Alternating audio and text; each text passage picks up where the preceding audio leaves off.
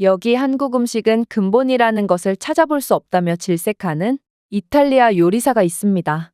그런데 그는 행사 참여를 위해 억지로 온 한국에서 한 허름한 식당에서 나온 요리를 보고 이럴 수는 없다며 머리를 감싸쥐고 마는데요. 그렇다면 그가 한국에서 대체 어떤 경험을 했던 것일까요?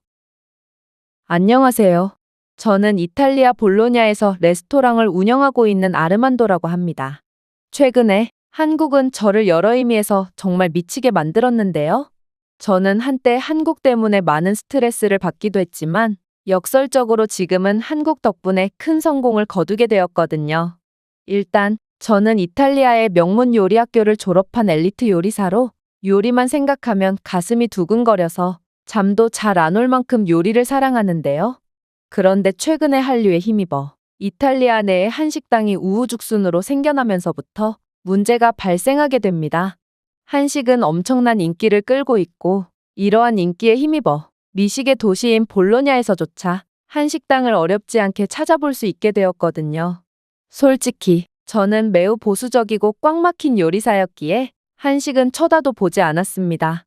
그러나 동료 요리사들과 심지어 제 아내와 딸까지 연신 한식을 칭찬하며 어쩌면 한식은 이탈리아 음식보다 수준이 높을 수도 있다는 말을 해오더군요. 저는 이런 말도 안 되는 소리를 하는 주변 사람들에게 질려버렸습니다. 이탈리아인으로서 어디 근본도 없는 한식을 이탈리아 요리에 가져다 붙일 수가 있단 말인가? 저는 그들이 자존심도 없는 인간들이라고 생각했고 한식을 좋아하는 사람들과는 상종조차 안 하기 시작했죠. 그러다 저희 집 주변에 한식당이 하나 생기게 됩니다. 사실 제 딸은 한식을 무척이나 좋아해서 아내가 정기적으로 한식당에 데려가지 않으면 식사도 안 하려고 할 만큼 거의 한식 중독자 수준이 되었는데요.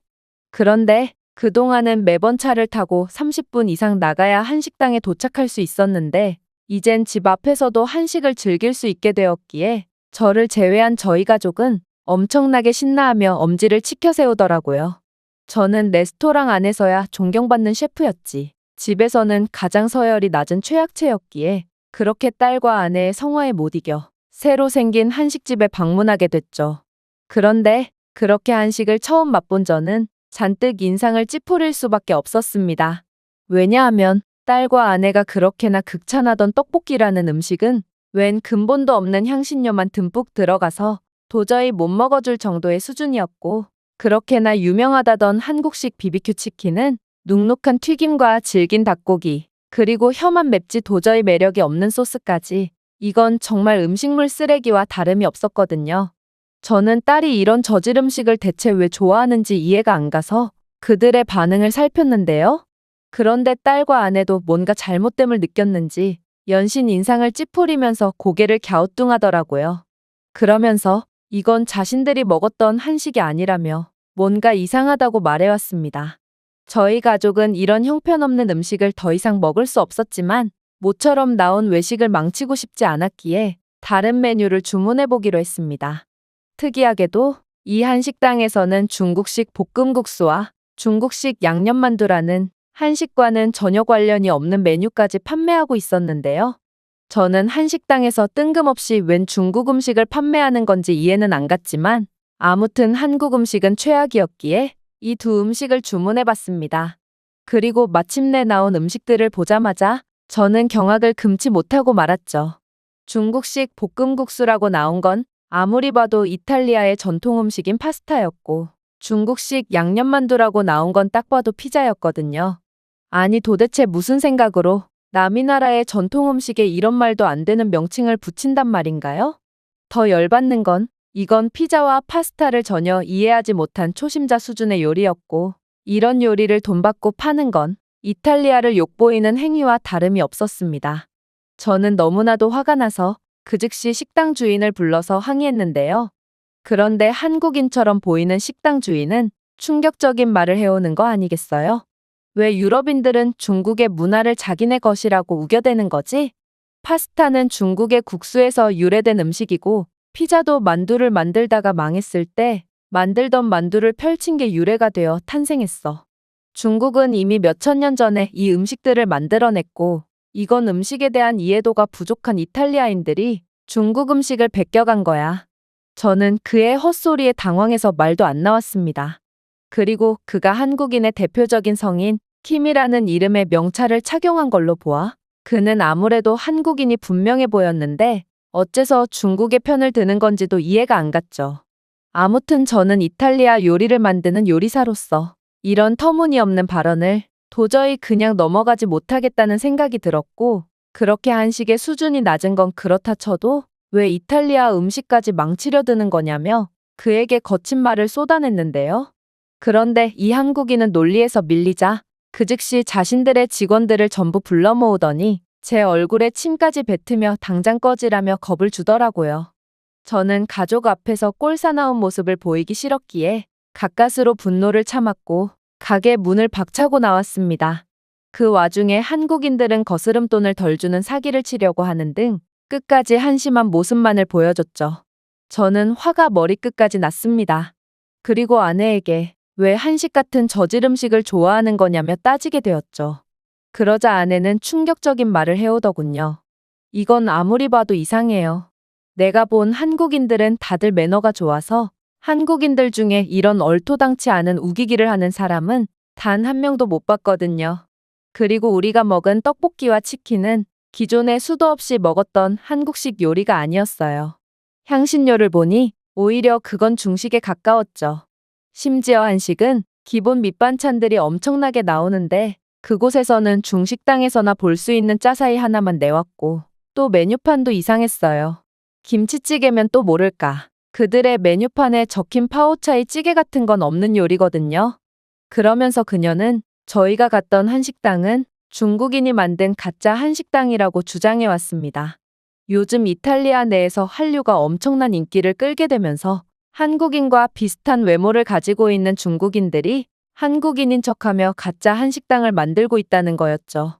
저는 아내가 딸과 함께 한식당에 가더니 한국에 대한 짝사랑을 하게 되어서 객관성을 잃었다고 확신했습니다. 중국인들이 왜 굳이 한국인인 척하며 한식당을 차리겠어요? 그러자 아내는 추가적으로 말을 건네오더군요. 당신은 뉴스도 안 봤나요? 전 세계에서 중국인들이 망쳐놓은 식당은 한두 개가 아니고 그래서 요즘은 중국인들이 운영하는 식당이라고 소문나면 손님이 뚝 끊기기 때문에 이들은 한국인인 척하며 한국에 대한 인기를 이용하여 이득을 취하고 있는 거예요. 사실 실제로 볼로냐의 한 레스토랑 거리도 이렇게 중국인 요리사들이 몰려와 형편없는 짝퉁 이탈리아 요리를 만들어대더니 이내 형편없는 음식 퀄리티 때문에 전부 망해버렸는데요. 문제는 거리에 손님이 뚝 끊긴 탓에 애꿎은 주변 상권들이 함께 피해를 봤다는 것입니다. 그러나 저는 여전히 한국에 대한 알 수 없는 적개심이 들어 그녀의 말을 흘려들을 뿐이었죠. 그러다 좋은 기회가 찾아오게 됩니다. 바로 제가 운영하는 레스토랑이 볼로냐 최우수 레스토랑으로 선정되어 정부에서 주최하는 요리 문화교류 행사에 참여할 자격이 주어졌거든요. 이건 매우 영광스러운 자리였고 저는 당연히 참여하려고 했죠. 그런데 하필이면 행사가 열리는 곳이 한국이라는 거 아니겠어요? 저는 큰 실망감을 느꼈습니다. 이 행사의 권위가 얼마나 떨어졌으면 변변치 않은 음식 문화를 가지고 있는 한국에서 열린다는 말인가요? 그러나 개인적인 감정 때문에 좋은 기회를 놓치고 싶지는 않았던 저는 그렇게 한국으로 출발하게 됩니다. 솔직히 저는 한식에 워낙 대여서 그런지 한국에 왔음에도 한식을 먹고 싶은 생각은 전혀 들지 않았는데요. 그리고 다행히 한국 내에는 이탈리아 레스토랑이 꽤나 많았기에 저는 이탈리아 요리로 끼니를 때우기로 했죠. 그렇게 처음 방문한 곳은 몹시 희한하게 생긴 카페였어요. 유럽 스타일과는 정반대에 귀엽고 아기자기한 한국 카페의 분위기는 매력이 넘쳤고 그렇게 저도 모르게 카페로 향하게 되었죠. 그런데 저는 카페의 메뉴를 보는 순간 얼어붙을 수밖에 없었습니다. 왜냐하면 이 카페에서는 뚱카롱과 크로플이라는 도저히 근본이라는 것을 찾아볼 수 없는 메뉴를 선보이고 있었기 때문인데요. 뚱카롱은 마카롱의 10배쯤 되어 보이는 크기의 거대한 마카롱이었고 크로플은 크로와상도 아니고 그렇다고 와플도 아닌 기괴한 형태의 디저트였죠. 솔직히 이건 각각 이탈리아와 프랑스를 모욕하는 디저트처럼 보였습니다. 한국인들도 이런 가짜 유럽 요리를 판매하면서 볼로냐 거리의 중국인들처럼 자신들의 음식이라고 주장할 게 분명했거든요. 아니, 오히려 중국인들은 대놓고 베꼈다면 한국인들은 교묘하게 베꼈기에 더욱 그 의도가 명백해 보였어요.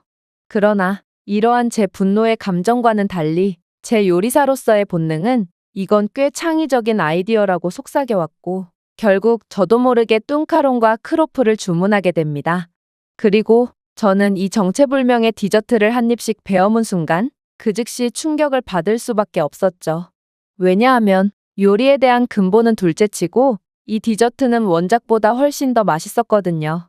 뚱카롱은 기존의 마카롱보다 거대해진 만큼 그 풍미와 식감이 배로 느껴졌으며 크로플은 크루아상과 와플의 장점만 쏙 빼온 완벽한 디저트였죠. 근본을 그 무엇보다 중요시 여겼던 저였기에 저는 이 디저트들을 맛있다고 정신없이 먹는 제 자신이 미워졌지만 이건 정말 놀라운 디저트임이 분명했어요. 마카롱은 반드시 한 입에 먹어야 한다는 고정관념에서 벗어나 다양한 재료를 아낌없이 넣어서 마치 한 끼의 식사처럼 만드는 창의적인 아이디어는 대체 어떻게 생각해낸 거고 크루아상을 와플 기계로 만들며 그 안에 크림치즈나 초콜릿 같은 내용물을 집어넣어 더욱 풍성한 풍미와 식감을 가진 디저트로 만들 생각은 대체 어떻게 한 건지 저는 이 정도 퀄리티라면 한국식 디저트로 인정해줘야 된다는 생각까지 하게 됩니다. 이건 음식의 조화에 대한 개념을 완벽하게 이해해야만 만들어낼 수 있는 걸작품이었거든요. 그런데 제가 한국인 카페 직원들에게 엄지손가락을 치켜세우며 한국의 디저트는 무척이나 훌륭하다는 칭찬을 건네니 한국인 직원들은 무슨 뚱딴지 같은 소리를 하냐는 듯 저를 쳐다보는 거 아니겠어요? 그러면서 그들은 유창한 영어를 구사하며 뚱카롱과 크로플은 한국 디저트가 아니라고 말하더군요. 이건 그저 이탈리아와 프랑스의 요리를 한국식으로 만든 것일 뿐 원조는 그들의 것이라며 딱 잘라 말했죠. 저는 한국인들의 태도에 크게 놀라고 말았습니다. 저는 일전에 한식당에서 겪은 일 때문에 한국인들은 당연히 자신들의 음식이라며 우겨댈 거라고 생각했거든요. 특히나 한국식으로 재해석한 디저트는 분명히 차별점이 있는 훌륭한 디저트였기 때문에 우길 명분이 충분했죠. 그러나 한국인들은 원작을 인정하고 존중하는 태도를 보일 뿐이었습니다. 하지만 더 놀라운 점은 따로 있었어요. 저는 디저트로 인해 한국의 음식 수준을 인정하기 시작했고 그때 실패했던 한국식 BBQ 치킨을 맛보기 위해 치킨집으로 향했는데요. 그런데 저는 치킨의 메뉴를 보자마자 다시금 황당함을 느끼고 말았습니다. 왜냐하면 메뉴판에는 양념치킨과 더불어 까르보나라 치킨 같은 도저히 이해할 수 없는 치킨 메뉴까지 존재하고 있었거든요. 미국 음식인 치킨에 이탈리아 음식인 까르보나라 소스가 들어가다니 저는 이런 말문이 막히는 치킨을 보고 약간의 흥분을 느끼게 됩니다. 평소 같았으면 기겁을 하며 식당을 박차고 나왔겠지만 한국식 디저트를 맛본 저는 이제 이런 도통 가늠할 수조차 없는 한국식 메뉴가 기다려지기까지 할 정도가 되었거든요. 그렇게 저는 까르보나라 치킨을 주문해보게 됩니다. 그런데 저는 치킨을 주문하자마자 곧바로 경악을 금치 못하고 마는데요. 왜냐하면 저는 분명 치킨 한 마리만 시켰는데 주인 아주머니께서는 강냉이라고 불리는 한국 과자부터 샐러드와 절임무, 그리고 땅콩까지 준비해 주셨고 심지어 소금을 비롯한 갖가지 소스까지 준비해 주셨거든요. 테이블은 곧 제가 주문하지도 않은 무료 반찬들로 꽉 차게 되었고 저는 그제야 아내가 말한 한국식 밑반찬에 대해 알게 되었습니다. 한국 식당에서는 메뉴 하나만 시켜도 엄청나게 많은 무료 반찬들을 제공해주기 때문에 제가 이탈리아에서 방문했던 한식당은 확실히 이상했던 것입니다. 그렇게 밑반찬을 맛보며 즐거운 기다림을 이어나간 끝에 저는 까르보나라 치킨을 맛볼 수 있었고 저는 이 치킨을 한 입 베어물자마자 탄성을 내지르고 맙니다. 물론 치킨의 비주얼은 이탈리아 셰프로서 도저히 용납할 수가 없었어요. 그리고 까르보나라 소스도 이탈리아식으로 만들어진 소스가 아니었죠. 그러나 역시나 치킨과 한국식 까르보나라의 맛의 조화는 정말 최고였고 저는 이탈리아 정통 까르보나라 파스타보다 한국의 까르보나라 치킨이 더욱 수준 높은 요리라는 다소 위험한 생각마저 하게 되었습니다. 물론 한국에서 맛본 치킨은 그때의 가짜 한식당에서 맛본 눅눅하고 질긴 치킨과는 비교할 수 없을 만큼의 완성도를 자랑하기도 했죠.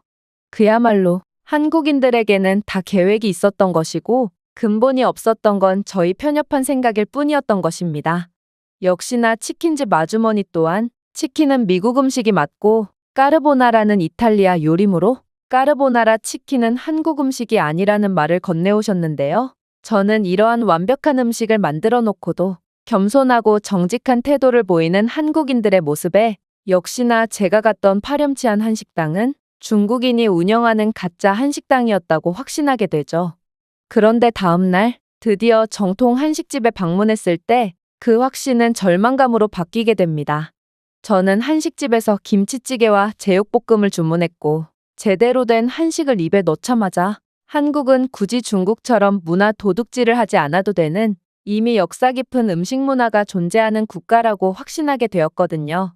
음식의 맛과 조화, 건강까지 완벽하게 챙기는 수준 높은 한식을 한번 맛보면 이탈리아에서 한식이 엄청난 인기를 끄는 건 그저 찰나의 유행이 아니라는 것을 단번에 이해할 수 있을 테죠.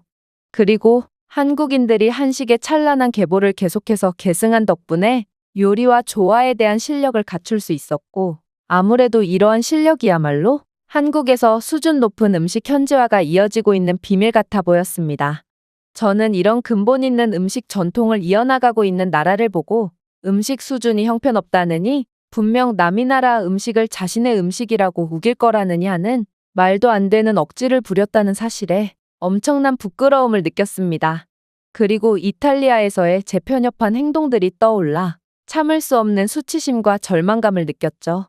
그래서 저는 이번 경험을 반성하며 한국이 가르쳐준 깨달음을 절대로 잊지 않겠다는 의미에서 한국인들에게만 제공하는 신메뉴를 출시하게 됩니다. 바로 신선한 모짜렐라와 얇게 썬 토마토와 김치를 바질 잎으로 고명을 얹은 김치 카프레스 샐러드와 고추장을 베이스로 한 고추장 리조또였는데요. 저는 한국의 밑반찬에서 아이디어를 얻어 한국인 손님들에게만 무료로 식전 음식을 내어주기 시작했습니다. 그런데 제 한국과 이탈리아의 퓨전 요리는 생각보다 반응이 좋았고 정식 메뉴로 내달라는 요구가 빗발치기 시작하는 거 아니겠어요? 아무래도 손님 입장에서도 근본을 따지는 요리보다는 맛만 좋으면 어찌됐든 좋은 모양이었고 저는 이 한국 요리를 출시하자마자 엄청난 매출을 거둘 수 있었습니다. 저는 한국의 저력을 보며 근본만 따지는 건 실력 없는 요리사의 핑계일 뿐이라는 사실을 배웠고 모름지기 요리사라면 손님들의 만족을 위해 수단과 방법을 가리지 않아야 된다는 사실도 배우게 됩니다. 그리고 요즘은 한식을 계속해서 연구하며 수준 높은 퓨전 요리를 만들기 위해 노력 중이죠. 한식은 매우 수준이 높고 지금도 저평가되어 있는 음식이라고 확신하기에 두 나라의 음식 문화가 만나면 분명 세계 최고의 요리가 탄생할 것이 분명하거든요. 저는 제게 새로운 기회와 생각을 열어준 한국에 엄청나게 감사한 마음을 가지고 있고 한국, 이탈리아 퓨전 요리의 대가가 되기 위해 지금도 열심히 노력 중입니다. 제가 준비해온 내용은 여기까지입니다. 끝까지 시청해주셔서 진심으로 감사드리며 여러분들의 구독과 좋아요, 알림 설정은 영상 제작에 큰 힘이 됩니다. 이상 세모튜브였습니다.